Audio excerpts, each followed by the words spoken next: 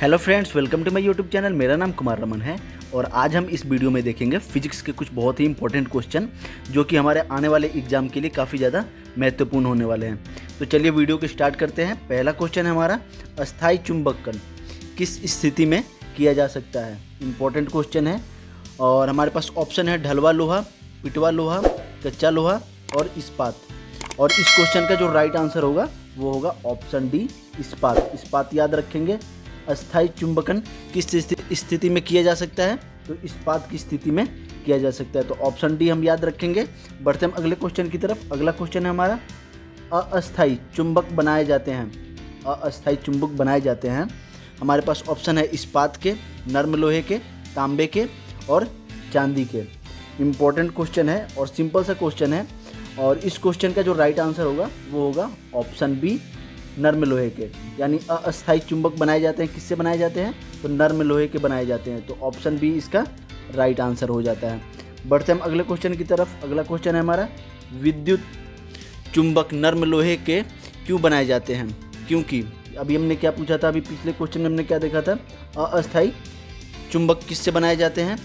और अभी हमारे क्वेश्चन में क्या है, विद्युत चुंबक नर्म लोहे के क्यों बनाए जाते हैं। क्योंकि अब यहाँ पे हमें रीजन डिफाइन करना है। हमारे पास है ऑप्शन, कम चुंबकीय प्रवृत्ति तथा कम धारणशीलता के कारण, अधिक चुंबकीय प्रवृत्ति तथा कम धारण क्षमता के कारण। और हमारे पास ऑप्शन सी है, अधिक चुंबकीय प्रवृत्ति तथा अधिक धारण क्षमता के धारण। और ऑप्शन डी है, कम चुंबकीय प्रवृत्ति तथा अधिक धारण क्षमता के कारण। और इस क्वेश्चन का जो राइट आंसर होगा वो हो जाएगा अपना ऑप्शन सी, अधिक चुंबकीय प्रवृत्ति तथा अधिक धारण क्षमता के धारण। विद्युत चुंबकीय नर्म लोहे के बनाए जाते हैं क्योंकि हमारे पास ऑप्शन सी है, अधिक चुंबकीय प्रवृत्ति तथा अधिक धारण क्षमता के धारण। तो ऑप्शन सी हमारा राइट आंसर हो जाएगा। बहुत ही ज़्यादा इंपॉर्टेंट क्वेश्चन है और ये क्वेश्चन हमारा आरआरबी में भी पूछा गया था। 2009 में ये आरआरबी में पूछा गया है, तो एग्जाम पॉइंट ऑफ व्यू से काफ़ी ज़्यादा इंपॉर्टेंट है। बढ़ते हम अगले क्वेश्चन की तरफ। अगला क्वेश्चन है हमारा, यदि एक चुंबक दो भागों में विभक्त कर दिया जाए, यानी एक जो चुंबक है और उसको अपना दो पार्ट में उसको डिवाइड कर दिया जाए, यानी ब्रेक कर दिया जाए, तो हमारे पास ऑप्शन है, दोनों भाग पृथक पृथक चुंबक बन जाते हैं, एक भाग चुंबक तथा दूसरा भाग अचुंबक बन जाता है, एक भाग उत्तरी ध्रुव बन जाता है, दोनों भाग अचुंबकीय बन जाता है। और इस क्वेश्चन का जो राइट आंसर होगा वो होगा ऑप्शन ए, दोनों भाग पृथक पृथक चुंबक बन जाते हैं। ठीक है, तो इम्पोर्टेंट क्वेश्चन है, वे भी आई इम्पोर्टेंट क्वेश्चन है। ऑप्शन ए इसका हमारा राइट आंसर हो जाएगा। याद रखेंगे, एग्जाम पॉइंट ऑफ व्यू से काफ़ी ज़्यादा इंपॉर्टेंट क्वेश्चन है। बढ़ते हम अगले क्वेश्चन की तरफ। अगला क्वेश्चन है हमारा, किसी चुंबक की आकर्षक शक्ति सबसे अधिक कहाँ होती है। किसी चुंबक की आकर्षण शक्ति सबसे अधिक कहाँ होती है। इम्पोर्टेंट क्वेश्चन है और हमारे पास ऑप्शन है, दोनों किनारों पर, मध्य में, चुंबकीय अक्ष पर या सभी जगह समान होती है। और इस क्वेश्चन का जो राइट आंसर होगा ऑप्शन ए होगा, दोनों किनारों पे। यानी इस क्वेश्चन का हमारा राइट आंसर हो जाएगा ऑप्शन ए, किसी चुंबक की आकर्षण शक्ति सबसे अधिक कहाँ होती है, तो दोनों किनारों पे। याद रखेंगे इस कंसेप्ट को। चलिए बढ़ते हम अगले क्वेश्चन की तरफ। अगला क्वेश्चन है हमारा, किसी चुंबक की आकर्षण शक्ति सबसे कम कहाँ होती है। अभी हमने क्या देखा था, सबसे अधिक कहाँ होती है। हमारे पास अब क्या है, सबसे कम आकर्षण शक्ति इस चुंबक की कहाँ होती है। ऑप्शन है हमारे पास, दोनों किनारों पे, ये तो हमारा पहले वाले क्वेश्चन के लिए हो गया, यानी सबसे अधिक जहाँ होती है। हमारे पास ऑप्शन बी है, मध्य में, चुंबकीय अक्ष पर और सभी जगह समान होती है।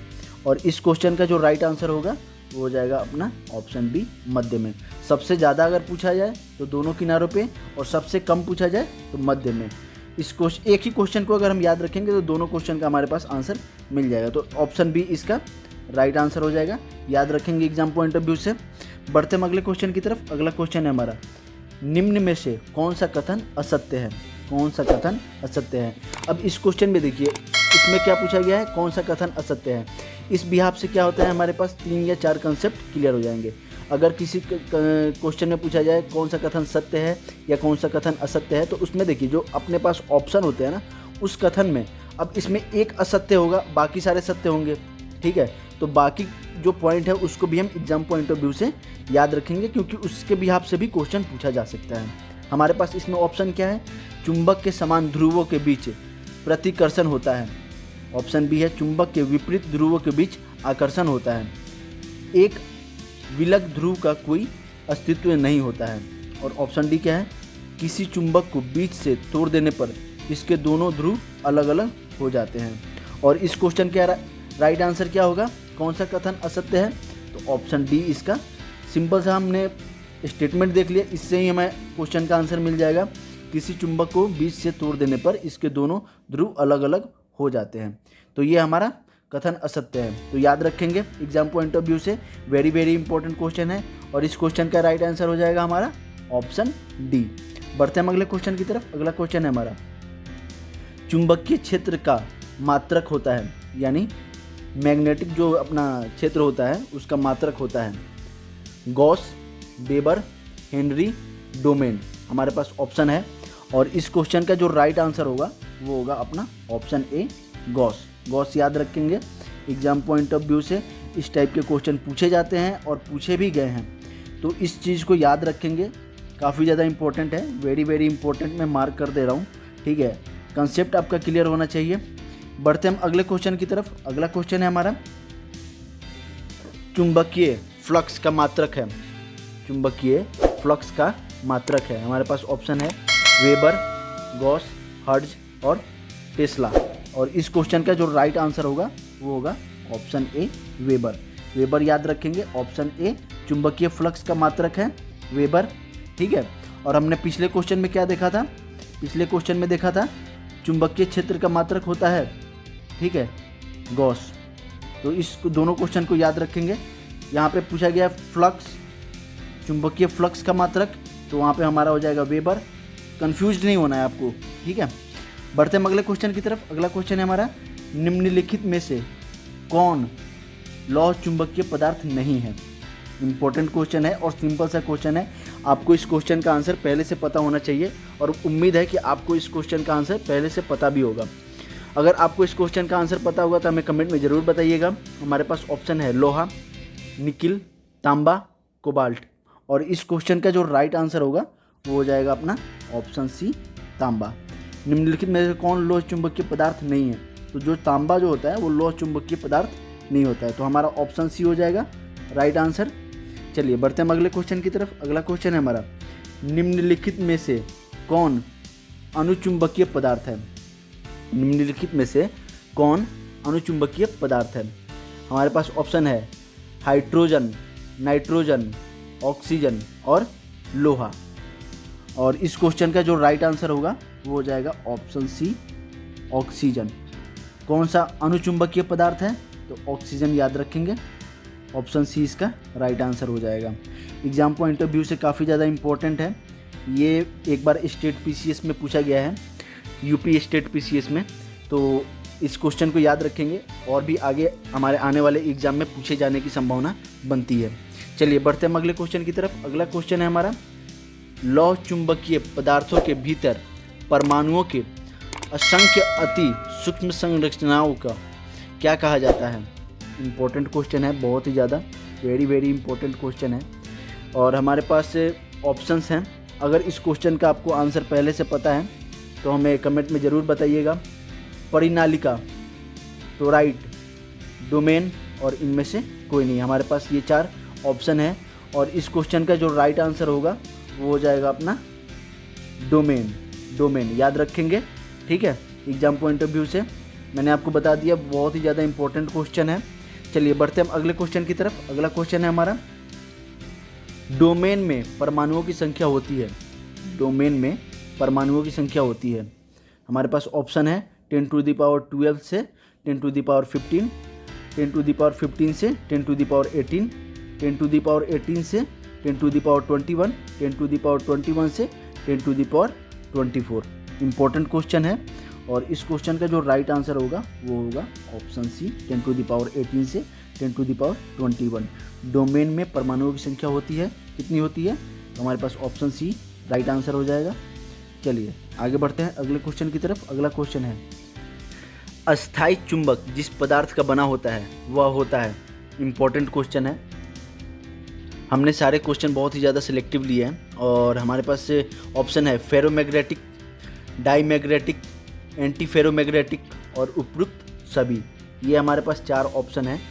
और क्वेश्चन में पूछा गया है अस्थायी चुंबक जिस पदार्थ का बना होता है वह होता है, और इस क्वेश्चन का जो राइट आंसर होगा वो हो जाएगा अपना option A, ferromagnetic. Option A याद रखेंगे, अस्थायी चुंबक जिस पदार्थ का बना होता है वह होता है फेरोमैग्नेटिक। चलिए नेक्स्ट क्वेश्चन की तरफ बढ़ते हैं। अगला क्वेश्चन है हमारा, मुख्य रूप से निलंबित चुंबकीय सुई किस दिशा में टिकती है। ठीक है, जो कंपास होता है उसमें अपना निलंबित चुंबकीय सुई होती है और उसी का पूछा जा रहा है किस दिशा में टिकती है। हमारे पास ऑप्शन है उत्तर पश्चिम दिशा, उत्तर दक्षिण दिशा, उत्तर पूर्व दिशा और दक्षिण पश्चिम दिशा। और इस क्वेश्चन का जो राइट आंसर होगा वो होगा अपना ऑप्शन बी, उत्तर दक्षिण दिशा। ऑप्शन बी याद रखेंगे।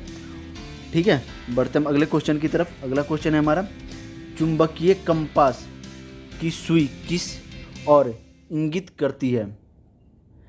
इम्पोर्टेंट क्वेश्चन है। ठीक है, और हमारे पास ऑप्शन है चुंबकीय उत्तर, चुंबकीय दक्षिण, चुंबकीय उत्तर और दक्षिण, और ऑप्शन डी है इनमें से कोई नहीं। और इस क्वेश्चन का जो राइट आंसर होगा वो होगा अपना ऑप्शन सी, चुंबकीय उत्तर और दक्षिण। चुंबकीय कंपास की सुई किस और इंगित करती है, तो हमारा ऑप्शन क्या है, हमारे पास ये 4 ऑप्शन है और इसमें से जो राइट आंसर होगा वो होगा चुंबकीय उत्तर और दक्षिण, यानी ऑप्शन सी हमारा राइट आंसर हो जाएगा। बढ़ते हम अगले क्वेश्चन की तरफ। अगला क्वेश्चन है, निम्नलिखित में से कौन एक अचुंबकीय पदार्थ है। हमारे पास ऑप्शन है लोहा, निकिल, कोबाल्ट और पीतल। इम्पोर्टेंट क्वेश्चन है और कन्फ्यूजन क्रिएट करने वाले ये सब क्वेश्चन है। तो हमारे पास ऑप्शन है लोहा, निकिल, कोबाल्ट और पीतल। अगर आपको इस क्वेश्चन का आंसर पता है तो आप हमें ज़रूर बताइएगा। और इस क्वेश्चन का राइट आंसर होगा ऑप्शन डी, पीतल।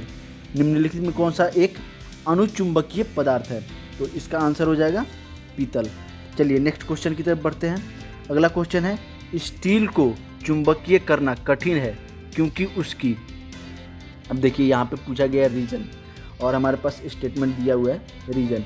इंपॉर्टेंट क्वेश्चन है, स्टील को चुंबकीय करना कठिन है क्योंकि उसकी, हमारे पास ऑप्शन क्या है, कम चुंबकशील होने के कारण, अधिक धारण क्षमता होने के कारण, अधिक चुंबकशील होने के कारण और अधिक घनत्व के कारण। और इस क्वेश्चन का जो राइट आंसर होगा वो हो जाएगा अपना ऑप्शन बी, अधिक धारण क्षमता होने के कारण स्टील को चुंबकीय करना कठिन है। तो स्टेटमेंट वाइज इस क्वेश्चन को याद रखेंगे। ठीक है, बढ़ते हम अगले क्वेश्चन की तरफ। अगला क्वेश्चन है हमारा, एक स्वतंत्र रूप से लटका हुआ चुंबक सदैव ठहरता है। देखिए, आपने अक्सर एक्सपेरिमेंट भी किया होगा या देखा होगा, आपने चुंबक लिया होगा और उसको जब एक तरफ से किसी चीज़ की तरफ से लटका देंगे तो उसका जो ठहराव होता है, यानी जो उसका पोल होता है अपना एक साइड और दूसरे साइड का, उसी चीज़ को पूछा गया है। यानी ये अगर चुंबक है, अगर हम इसको किसी चीज़ से हैंग कर रहे हैं तो उसकी, यानी ये जो पार्ट है, यानी पार्ट ए और पार्ट बी, ठीक है, इसकी दिशा पूछी जा रही है कि वो कौन सी दिशा में सदैव ठहरता है। ठीक है, और हमारे पास ऑप्शन है पूर्व उत्तर दिशा में, उत्तर पश्चिम दिशा में, उत्तर दक्षिण दिशा में और दक्षिण पश्चिम दिशा में। ठीक है, और इस क्वेश्चन का जो राइट आंसर होगा वो हो जाएगा ऑप्शन सी, उत्तर दक्षिण दिशा में। ठीक है, ऑप्शन सी हमारा राइट आंसर हो जाता है। यानी जो उसका पोल होता है, यानी दोनों साइड होता है, यानी पार्ट ए और पार्ट बी, एक होगा हमारा उत्तर की तरफ और एक होगा दक्षिण की तरफ। ठीक है, चलिए बढ़ते हम अगले क्वेश्चन की तरफ। अगला क्वेश्चन है हमारा, निम्नलिखित में से कौन सा एक प्रकृति के अनुचुंबकीय है। हमारे पास ऑप्शन है लौ, hydrogen, oxygen, nitrogen. Important question है, वेरी वेरी इंपॉर्टेंट क्वेश्चन है एग्जाम पॉइंट ऑफ व्यू से। और इस क्वेश्चन का जो राइट आंसर होगा वो होगा ऑक्सीजन। ठीक है, इम्पोर्टेंट क्वेश्चन है, निम्नलिखित में से कौन सा एक प्रकृति में अनुचुंबकीय है, ऑक्सीजन। इस क्वेश्चन को एक अलग तरीके से भी पूछा गया था, हमने इसी वीडियो में अभी पिछले कुछ क्वेश्चन में देखा था। ठीक है, तो कंसेप्ट आपका क्लियर होना चाहिए, एग्ज़ाम में आपका अटेम्प्ट जो करोगे क्वेश्चन वो आपका 100% करेक्ट होगा। तो इस पॉइंट को भी याद रखना है, कंसेप्ट आपका क्लियर होना चाहिए। हम ने क्या देखा, निम्नलिखित में से कौन सा एक प्रकृति का अणुचुंबकीय है, और इस क्वेश्चन का आंसर हो गया ऑक्सीजन। सी इसका राइट आंसर होगा। ऐसे ही इंटरेस्टिंग क्वेश्चन और आंसर के लिए हमारे चैनल को आप सब्सक्राइब कर सकते हैं, बेल आइकन दबा सकते हैं, ताकि हमारे वीडियो के नोटिफिकेशन आप तक मिलता रहे।